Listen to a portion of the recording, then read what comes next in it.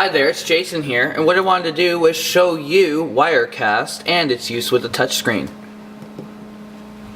This is an ELO touchscreen, 17 inches, and I got it for specific use with Wirecast. And I have to say I'm actually impressed with how it works. What you can do is you can manage shots on the fly, your camera shots.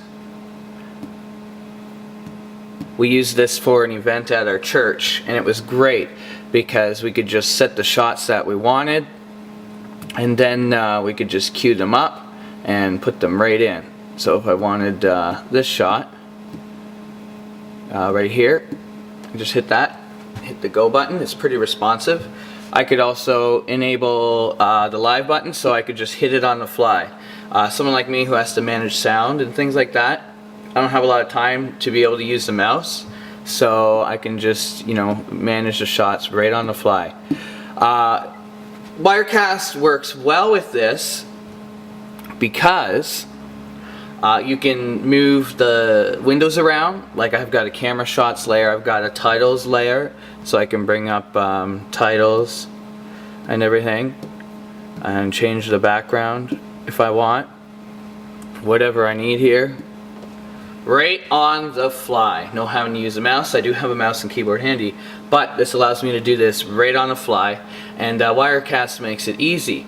I'm not so sure if Wirecast is actually designed for use with a touchscreen, but it works well. And for that reason it works well is because around here you have your thumbnails and everything.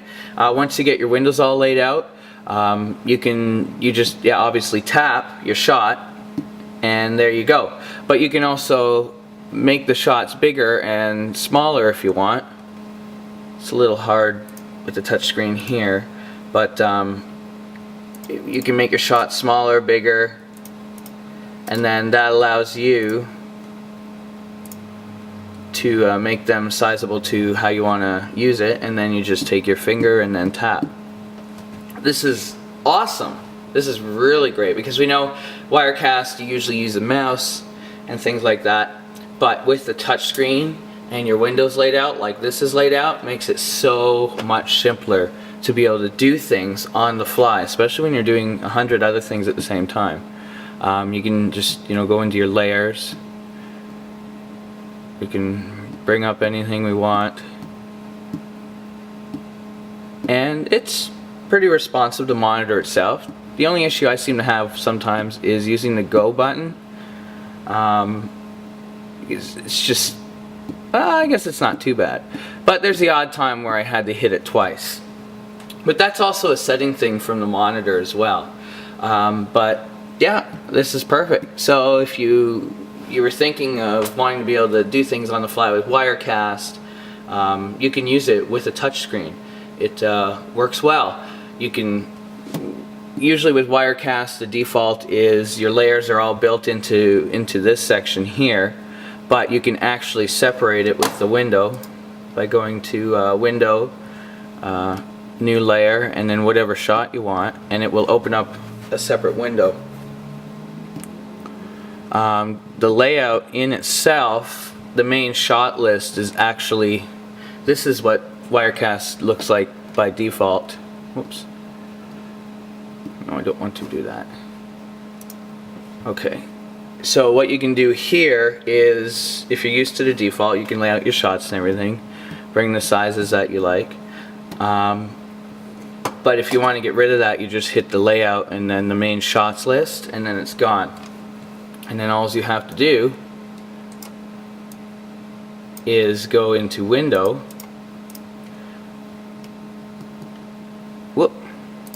Window, New Layer window, and then select whatever you want to open up in its own window.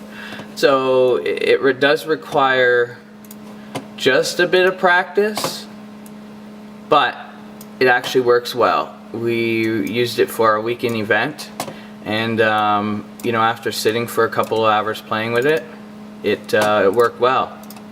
So that's some of the things that you can do with Wirecast, which is using a touchscreen. And you have your broadcast buttons up here that you can just tap broadcast, and then you're on the air. You can hit the record button, record the disc, pretty much right on the fly. There you go.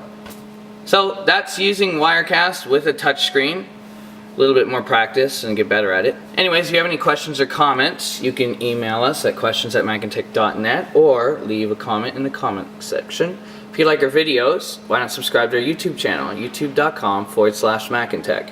We'll chat at you later.